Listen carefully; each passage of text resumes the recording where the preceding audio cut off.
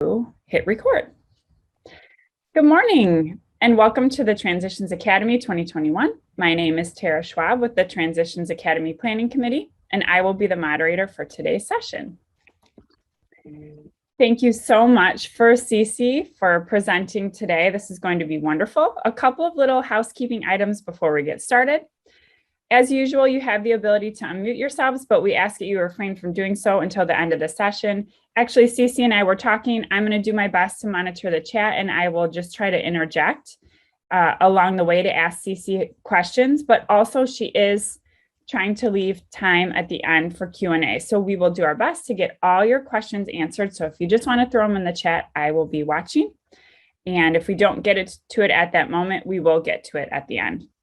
This session will be recorded, and you can locate the recording on our Transitions Academy website. I will make sure to put that in the chat. If you need a certificate of professional development, you will need to send an email and a list of the sessions you attended to Kelly Baker. I'm also going to post her email in the chat. So without further ado, I would like to introduce you to Cecilia Elhaddad, and she is going to present today. And thank you so much for being here, Cece. All right, thank you so much, Sarah, for that introduction. As she mentioned, my name is Cecilia. I normally go by Cece, and I am the newly appointed Director for Adult Education and Literacy. And before I stepped up as Director, most of my job was centered around improving the quality of data in the state. So that's sort of what my presentation is going to focus on today, but focused specifically on Bridge and ICAPS and IET programs. So I plan to delve into three main topics related to data quality around Bridges and IETs. First, we're going to talk about how to put the right data in the right places. Then we're going to talk about how to monitor program enrollment and outcomes. So kind of checking to make sure that you put the right data in the right places. And then finally, we're going to wrap up by developing a very quick, very simple report using some easy to use Excel tools. All right, so first we're gonna start off by talking about putting the right data in the right places. So for Bridge programs, one really important thing to do is to label your Bridge courses as Bridge courses. Once you do this, all students enrolled in a class that's connected to this course will be considered Bridge students. And as of right now, this is the only way to identify Bridge students in DAISI, so please don't forget to do this. We do monitor Bridge enrollment in our programs at ICCB, so unless you are taking this quick step with your Bridge programs, it's going to look to us as if you don't have any Bridge programs or Bridge students. For ICAPS, the process is a teensy bit different. So ICAPS and IET students are identified at the student level instead of the course level. So in order to identify a student as an ICAPS student, you'll go to the students page, click on their status tab, scroll down. So you'll see this kind of like cut in the middle of the page. That means scroll down, and there will be an ICAP student field, and you'll just switch the no to yes. And that will indicate that that student is an ICAP student, and it'll show up that way on reports. I also wanted to mention that the same goes for ESLTP students. So even though there's a separate database for ESLTP data, it's called data, there's no way to produce a report that would allow for data matching between those two databases. So we can't use the ESLTP database to identify which students in our DAISI database are ESLTP. So it's really important that you take this step to identify ESLTP students as well. Otherwise, we don't know what your enrollment in ESLTP programs are without looking at that separate database that not everyone in adult ed has access to. So just make sure you're taking that step as well. Next, in order to capture Bridge program successes, one way to identify them is through course completions. So whenever a student completes a course in a fixed or open entry class, you can identify that that student has completed the course by entering a C on the date on which they completed the course in the regular attendance grid. That will indicate that that student has completed the course and has, I guess, like been a success in that Bridge program. Another way to demonstrate the completion of a course is an individualized class. So that's a little bit different. So this is really important to know and to note, because unless you take this step, there's no way to tell that the student has completed a course. Even if the course has ended and they've attained sufficient attendance hours, unless you take this step that I'm about to talk about, there's no way for DAISI to know that the student has successfully completed the course. So for individualized classes, you'll search for the class using the class list search tool.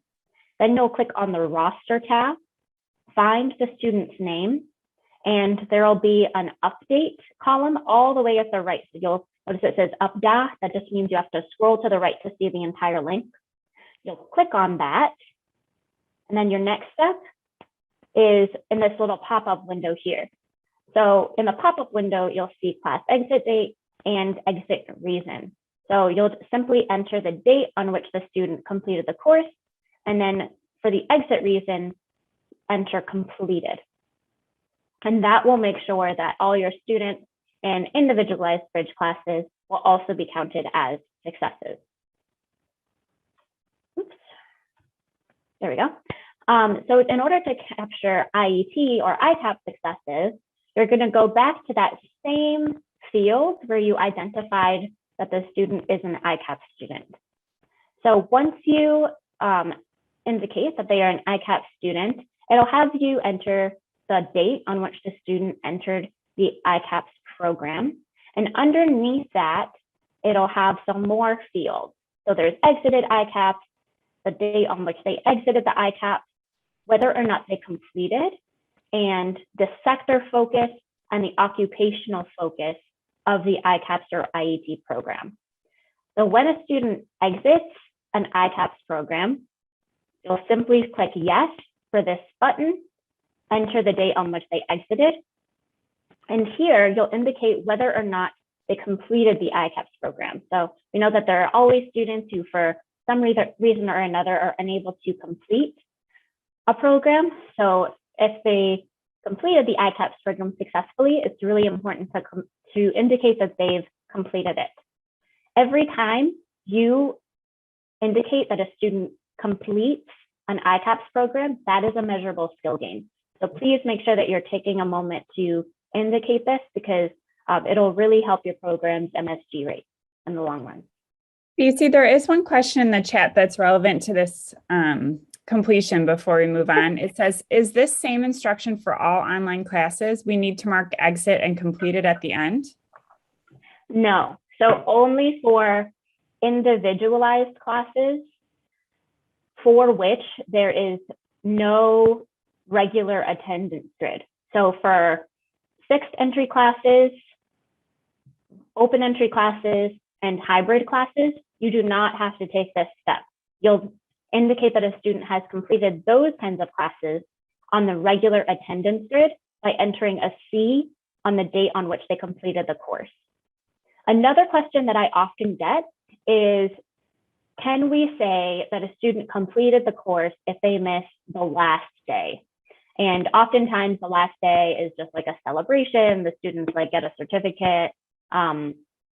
So in those instances, when the only thing that the student is missing is that very last day, you can enter complete the C on, no, you can enter a D for drop on their last date of attendance. And then for the reason, select completed. So those are two ways to indicate that a student has successfully completed a class in a fixed, open, or hybrid class. I hope that helps. It does. Completion of a course is different from completion of the entire ICAP certificate, correct? Correct, especially for ICAPS programs, because they're typically several courses. And then there's a question about the ICAPS entry following them into the next fiscal year. Do you want to answer that now or save that for later? That's an easy one to answer now. So when you copy a student from one fiscal year to the next, you will have to identify again that they are an ICAP student, because the bio and demo information, like their name, address, phone number, all of that stuff that typically is a little more static for a person, that information gets copied over, but the status information does not.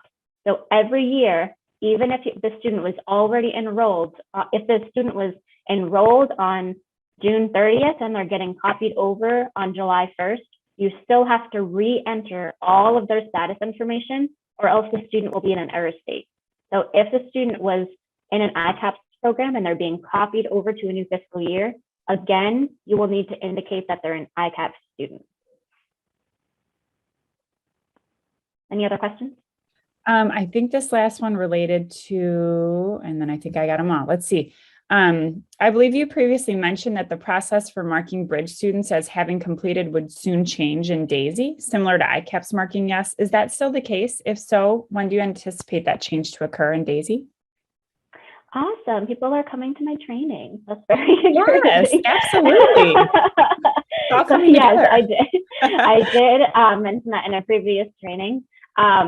That is something that is on our agenda. It probably won't happen until the last part of the fiscal year. We're still working on polishing up some of our static reports. So for now, it's very important that you're working on marking those students as having completed a class. Good question though. All right, we're going to move on. So this one applies to both Bridge and ICAPS or IET students. Whenever a Bridge, ICAPS, IET, or ESLPP student earns an industry recognized credential, you'll come to the goals achievements page of the student's record, which you can find by typing the student's name on the student's list search page and then clicking on them. You'll come to this first field on the page. It's hard to miss. Select their career pathway, and then the drop-down menu auto-populates credentials that relate to that career pathway. So this is a little bit different from the way it's been in previous fiscal years. It used to just be an open text box. You could type whatever you wanted in that text box. But now, in order to kind of monitor the quality of the industry recognized credentials that we're counting as MSGs, this is a drop-down menu with predetermined values. So you might not see the credential that you'd like to add in this drop-down menu. But if you don't, that is not a problem at all. There is a link underneath for the industry recognized credential proposal form. It's a mouthful. And all you have to do is click on that link, fill out a simple form. I think it's about like 6 questions or so. And then that will get submitted to me. I'll take a look at it, make sure that it's something that qualifies as an industry recognized credential, and then we'll go ahead and add it to that drop-down menu so you can record it. All right, so that kind of wraps up our conversation about how to put all of the right data in the right places. Next, we're going to talk about how to monitor your Bridge and ICAP data throughout the year to make sure that it's being entered completely and correctly. So in order to check Bridge program enrollment, you'll come to the students list search page, click on the advanced search bar in order to expand those options, come to classes and enrollment, and then select Bridge course, yes. And once you press submit, it'll show you a list of all students in a Bridge program at your program at that current time. a way to monitor which Bridge classes that are currently running is to come to the Bridge classes list search page, enter a start date range that kind of aligns with how long your classes typically are. So for example, if your classes are typically about 4 weeks long, then maybe select a date at the beginning of October if you were going to go do this right after this training. And that'll show you any classes that are probably still running if they're 4 weeks long. Then come to Bridge course, and yes, you can leave these two fields underneath it blank. It says Bridge course type and specific career cluster. And from there, click search, and it'll show you a list of all Bridge classes that are currently running. So those two things that I just mentioned, it's good to get in the habit of doing that just once every so often, just to make sure that those numbers look like they're probably capturing everyone. A common thing that happens in programs is they do all these amazing things, they're running all these programs, they have great enrollment in those programs, but then just because a button doesn't get clicked on either a course page or a student page, it's not reflected in their data. So it's good to get into the habit of checking it throughout the year to make sure that all the hard work that you're doing is being reflected. Next, in order to check ICAPS or IEP program enrollment, again, you'll come to the student list search page, open up that advanced search bar, scroll down a bit, click on the status option underneath the advanced search option, and then click ICAP student yes. And that'll show you a list of all of the students in your program that are currently listed as ICAP. So this is good to get into the habit of doing maybe right after an ICAPS program starts, just to check to make sure all of those students have been identified as ICAP. And there's also a new ad hoc report for ICAPS IEP students that will help you monitor credential attainments by ICAPS and IET students. So note here, this does not include Bridge students. This is only credentials earned by ICAPS IET students. So in order to access this report, come to the DAISI reports page, click on that first link that says Pentaho homepage, select Browse Files, and then select Ad Hoc, and there's the report is called ICAPS Credentials, and select Open, and that'll download this report with all of the data that is currently at your program. You can also create your own ad hoc report, maybe if you wanted to see credentials earned by Bridge students as well, or you can select any combination of variables that you'd like. I created a set of instructions on the DAISI 2.0 reports page that'll show you how to do that. So the last part of this training is about developing a report. So it's one thing to download a CSV file with a list of all of the students and the credentials earned by them, but I'm going to show you how to take that just one step further in order to get a better sense of what's really happening at your program, especially if you have a lot of students. So I'm going to X out of this slide, and I'm going to share my Excel spreadsheet that I have prepared. So this is first of all, is everyone looking at the Excel spreadsheet? I always get nervous about that. Okay, I don't see anyone saying that we're looking at the wrong thing. So, okay, yeah. So this is an Excel spreadsheet with fake data with, oops, it looks like these, give me just a moment. Looks like I left the names in there, apologize. I thought I anonymized them, but I didn't. So this is a spreadsheet with fake data that I created using, I just took an extract from a program and then deleted the names, and I created a random number generator to kind of just auto-populate these credentials that you see here. The report that I mentioned earlier that you can download from Pentaho contains the dates on which the credentials were earned as well. But in order to simplify things, I decided to take the dates out. So this is just a list of credentials. One thing that I will note here is try not to focus on the credentials themselves, because I did use a random number generator. So a lot of these combinations don't really make a lot of sense. Like you'll notice this person earned an HVAC credential followed by a child daycare credential followed by a phlebotomy credential. So try not to get distracted by the data itself. So I have some pretty good data here, but there's one thing that's missing. I want to know how many credentials each student earned. Now I know typically students don't earn more than one credential, but it might be a good idea to kind of get a sense of how many credentials each student in your ICAPS programs are earning. So the first thing I'm going to do in order to figure this out is I'm going to use the count A function.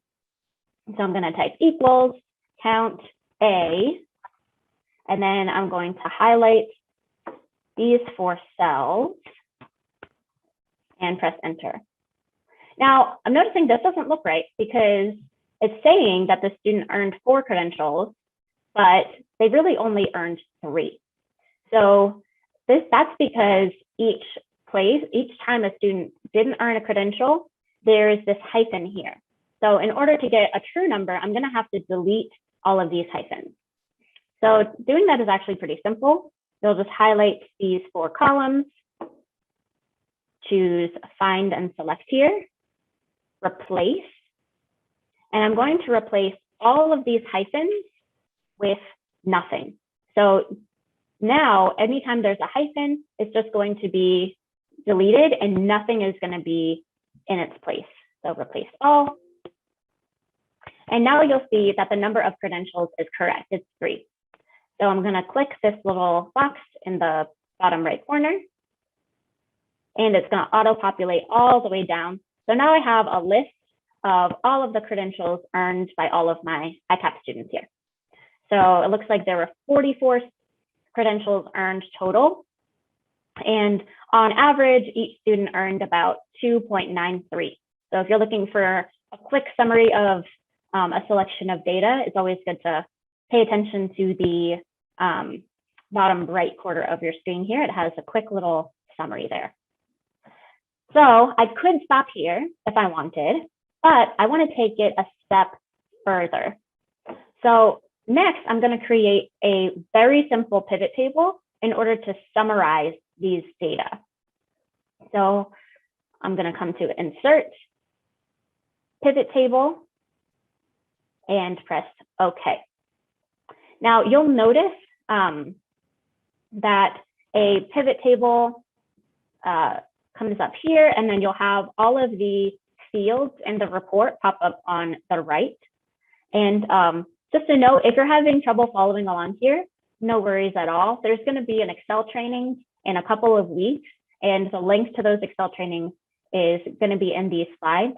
And we're going to be going over a lot of these same tools. So if you're having trouble, don't worry. The main purpose of this is just to show you what Excel can do. And then you can work with Heather in a couple of weeks in order to figure out how to do it yourself. So in order to create a pivot table, I'm going to drag some fields into these 4 boxes here. But first, I want to think about what I want to do. So I'm going to use this pivot table to summarize how many times each credential was earned by my students.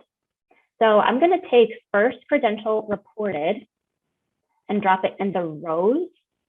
And now I have a list of all of the unique credentials that were earned within this first credential reported column. And in order to figure out how many times they were earned by my students, I'll select internal student ID and drag it into the values box. Now, this looks like these numbers look way too big. So that's because Excel is assuming that I wanted to just add all of these numbers up, but that's not what I want to do. So I'll click on this, come to value field settings, and change sum to count. So now, instead of finding the sum of all of the student IDs, it's counting how many unique student IDs are coming up for each of these credentials. So it looks like, again, I have 44 credentials in total were earned. And now I have a list of how many times each of these credentials were earned by an ICAP student in my program. Again, so I could stop right here. Oh, and also one thing I could mention is if I highlight the names of the credentials and come down to the bottom right corner of my screen again, it says count 28. So it looks like there are 28 different kinds of credentials that were earned by an ICAP student. So that's another thing that might be cool to check out.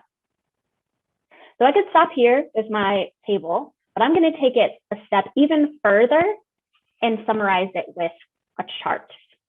So in order to do that, I'm going to come up, make sure that I'm on the Pivot Table Analyze tab of Excel, and I'm going to select Pivot Chart. And here it shows me all of the different types of charts that I could create. So I could create a pie chart, and it kind of shows me a preview of what that chart's going to look like. Looks like there are way too many categories in order for this to be anything meaningful. So I think I'll stick with a column chart. And this looks like, even though there's a lot of different credentials, it looks like it'll give me some useful information. So I'll click OK. And here my chart pops up. But because there's so much data in it, everything is kind of cramped up. I don't see all 28 labels here. So in order to fix that, I'm just going to make it a little bit bigger until I don't see any more ellipses. And now it looks like each bar is labeled by its certificate name, and it shows me how many times that credential was earned. So this is good, I guess. Maybe I'll get rid of this little totals thing because we don't need it. But it doesn't really show me that much. It's kind of hard to read, right? So in order to get any useful information, I'd have to look at each one of these labels one by one because they're in alphabetical order. What I really want to get out of this chart is which credentials were most common and which credentials were least common in my program.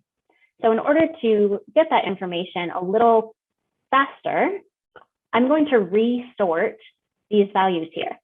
So in order to do that, I just click on the x-axis in order to highlight, get that box around all of these labels. I'm going to right click and come up to sort here. So I have sort A to Z, sort Z to A, and more sort options. I'll come to more sort options.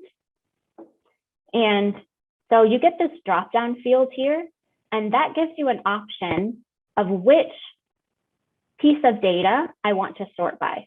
So right now I'm sorting by first credential reported, which is the name of the credential itself. I don't want to sort by the name. Instead, I want to sort by count of internal student ID, which is the number of times the credential was earned. And instead of A to Z, which is least to greatest, I'm going to sort by descending, which is greatest to least. So now, oh, looks like that didn't turn out the way that I wanted it to. So if you notice, it's just sorting by the credential names backwards, which I didn't want. So I'm going to go back and try that again, which is a perfect example of sometimes things don't go the way you want them to, and that's no big deal. You just try it again. So it looks like indeed it was first credential reported. I'm going to change to count of internal student ID, and we'll try that again. Now it looks right. So now it's showing me in order of popularity, the number of times each credential was earned. So it looks like video game developer certificate was the most common credential earned by my fake students here. And mechatronics certification along with all of these certifications in here, were the least common. So that's just a very quick and dirty explanation of the kinds of things that you can do once you learn how to use these very simple Excel tools, pivot tables and pivot charts. So any questions before I X out of this Excel spreadsheet? I don't see anything coming up in the chat. So I'm going to stop my share here, and I'm going to come back to my slideshow, and we're going to go ahead and wrap up. So the last thing that I wanted to show you here was just some additional resources that you can use in order to review how to enter, monitor, and develop reports on your Bridge and ICAPS IET data. We have the DAISI 2.0 user guide here. I've also created a YouTube playlist of all recordings of DAISI trainings that I did last year and a few instructional videos that I created. And again, as I mentioned, there is an upcoming Excel training on Friday, November 19th. I highly, highly recommend you attend this if you can. Heather is amazing, and you will learn how to do all of those cool Excel things that I just demonstrated. So if you're interested in taking your data analysis in your program to the next step, that is the time and place to do it. So at this point, I will open it up to any questions that you have about anything that I talked about today. So entering, monitoring, and developing reports on your Bridge and ICAPS IET data. Feel free to enter your questions in the chat, or you can, oh, thanks for putting that in the chat, Tara. Sure. Or you can just go ahead and unmute yourself to ask a question.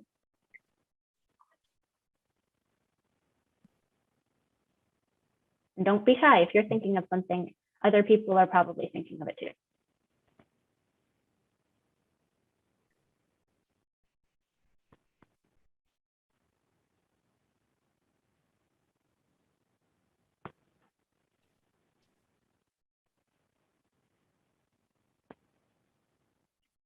So I'll hang around for questions. Other than that, if you feel like you've gotten everything that you wanted to get out of this presentation, you can feel free to close up. Otherwise, I will hang out for any questions that come up for a few minutes. Thanks so much, Cece. Really quickly, here's the Transitions Academy website where all the recordings will be.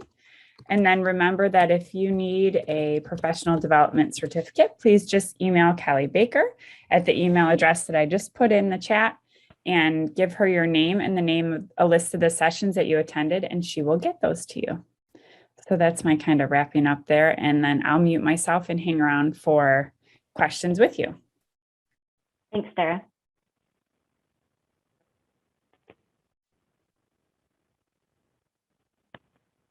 Thank you.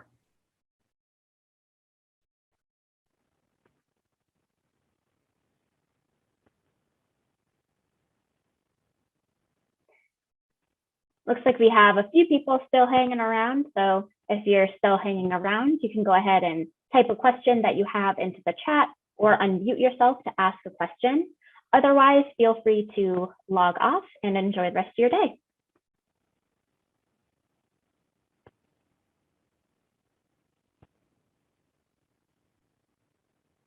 And yes, the recorded sessions will be available on the ICSPS Transitions Academy website that Tara linked in the chat.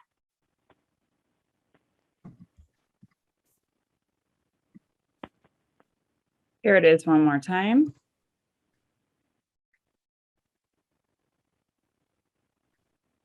They are typically up by the following week. Thank you for asking.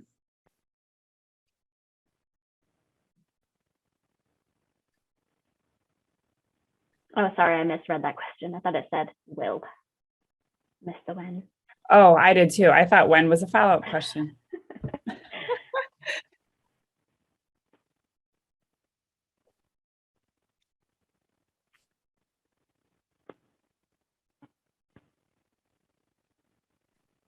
All right, I don't see any questions coming into the chat, and I don't hear anyone unmuting themselves. So Tara, I will let you wrap up this presentation. Okay. Thank you, Cece, for sharing today. I already put the Transitions Academy website in the chat along with Kelly Baker's email. So you should have those two resources. Please do join us at 11:30 for our wrap up and spotlight on resources. Thank you so much for sharing your time and your information, and we'll see you soon. Bye, everyone.